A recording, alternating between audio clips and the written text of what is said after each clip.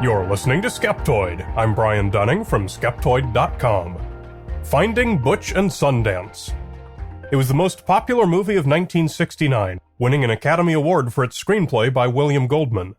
Butch Cassidy and the Sundance Kid told a fictionalized version of the final years of the lives of the two infamous Western outlaws, who are popularly, but not universally, believed to have died in a shootout in South America.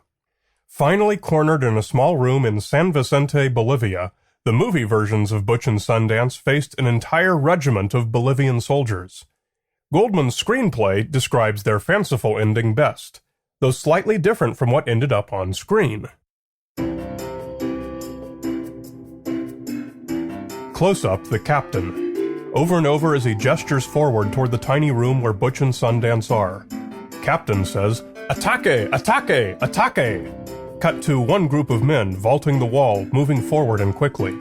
Cut to another group of men and another, all of vaulting the wall and starting to run, and cut to close-up, Butch and Sundance. The camera freezes them, and as it does, a tremendous fuselage of shots is heard, then another, even louder, and more shots, building its tempo and sound. The shots continue to sound. Butch and Sundance remain frozen. Final fade out. The end.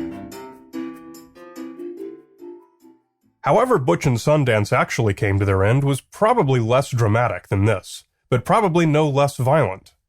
We say probably because 100% firm evidence that the pair died on November 6, 1908, in San Vicente, Bolivia, does not exist.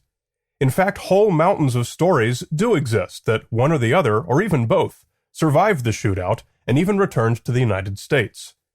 The Pinkerton Detective Agency, which had been pursuing the two for years, never did close their case, being unconvinced that the reports of their death were sufficiently reliable.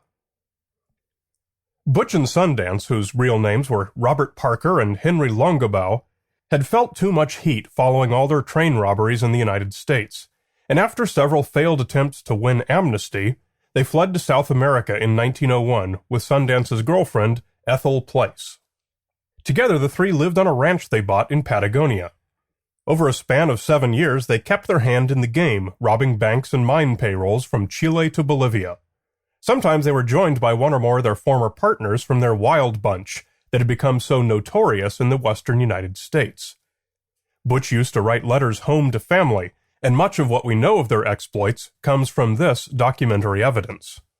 There certainly were other bandits throughout South America, so the history begins to get a bit fuzzy, and to this day, we're still not certain whether a number of robberies were done by Butch and Sundance or by others. So to find out if Butch and Sundance may have survived, we first have to discover why we think they died. And to do that, we have to go high into the Bolivian Andes.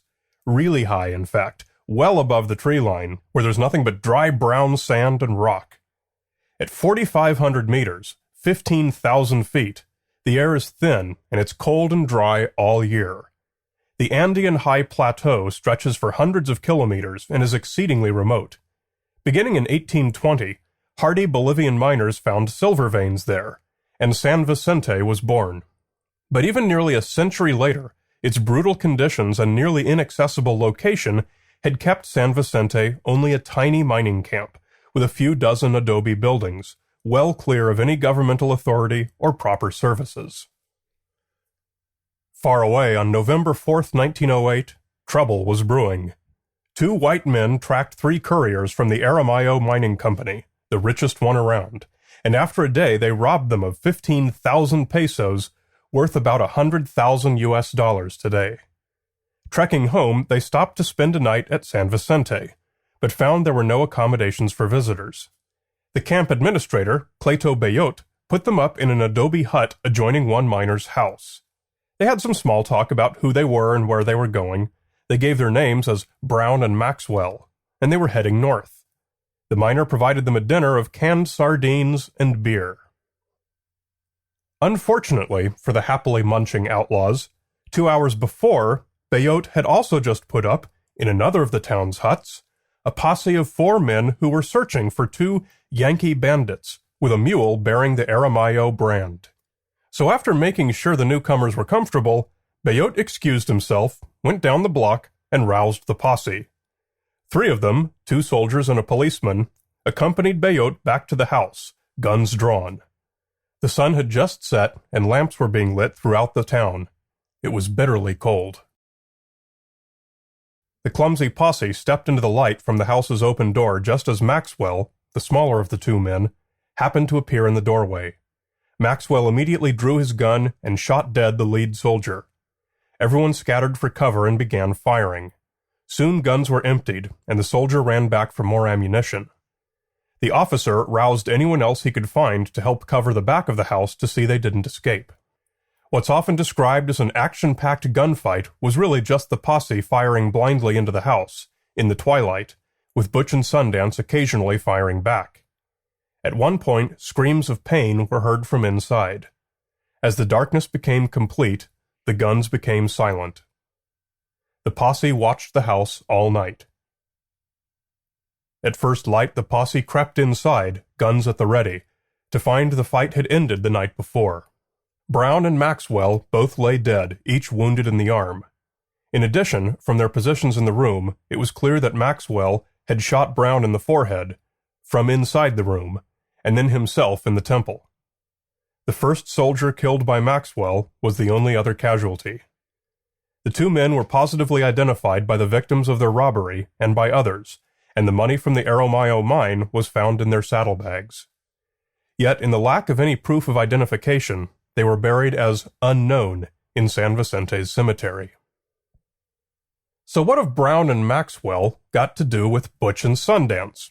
Brown, sometimes Boyd, and Maxwell were the aliases the pair had used when working, and over the span of many years living in South America, they'd accumulated a large circle of friends, including many other American expatriates, including Frank Aller, the American vice consul in Chile. Word quickly spread that Butch and Sundance had been killed, and nothing further was ever heard from either man. Percy Siebert, who had been their manager when they worked at a Bolivian mine, had grown close with them and said their true identities as Butch and Sundance was something of an open secret. It's the kind of evidence that can't be considered proof, but that would probably sway a court of law. Perhaps most significantly, Aller wrote to his counterpart in Bolivia asking for Brown's death certificate, saying they were needed by a Chilean judge to settle Brown's estate. The reason for this is not known. Some have suggested that Ethel asked him to do it, but there's no evidence for this. Aller had bailed Sundance out of jail previously, and had often helped him in other various run-ins with Chilean authorities. It's not by testable evidence, but rather by a preponderance of testimony and circumstantial evidence, that we say with practical certainty that Butch and Sundance were the men killed in San Vicente. And yet stories abound that both men, though the majority of the stories only include Butch, either weren't there or survived the siege and returned to the States and lived a long, happy life. The most noteworthy claim was made by Butch's sister, Lula, who claimed that he visited the family in 1925. But the rest of the family denied it. Lots of letters have appeared over the years allegedly attributed to Butch Cassidy, all written after San Vicente. But so far, those that have been conclusively identified by forensic handwriting analysis have all been proven fakes. Even the History Channel, the world's greatest promoter of sensationalized false history, presented an alternate view in a documentary called History vs. Hollywood, in which they claimed that letters written by Butch Cassidy continued after the San Vicente shootout. Whenever we have a story that involves a body and a grave, it's always tempting to ask, why not simply go and dig it up and do DNA testing?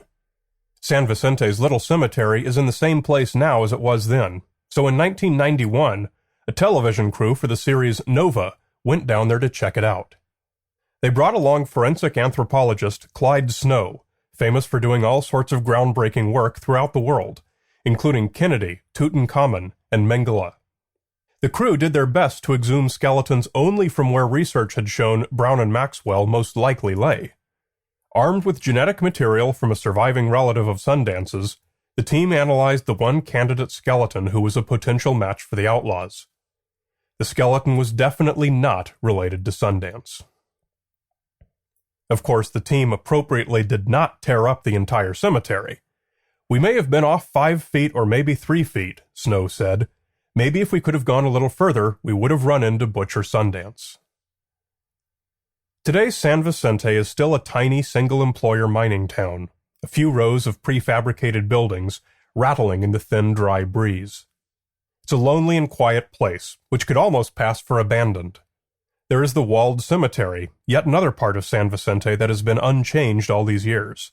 And in that cemetery, you'll find graves from every era, scattered and intermixed, many bearing a splash of color from artificial flowers that can stand the extreme altitude and arid conditions. One marker, a whitewashed block of stone, is surrounded by metal stakes, their white paint flaking, loosely linked with an aging and rusting cable. Aquí yacen los restos de Butch Cassidy. Here lie the remains of Butch Cassidy. But they don't, really. All that's under there is dust and history. Almost certainly, Butch and Sundance were buried somewhere within those stone walls, and probably some of that dust is theirs. Like the history from whence they came, they've melted back into the realm of legend and dry wind, all but forgotten by the miners of San Vicente, who still toil at the same mountain.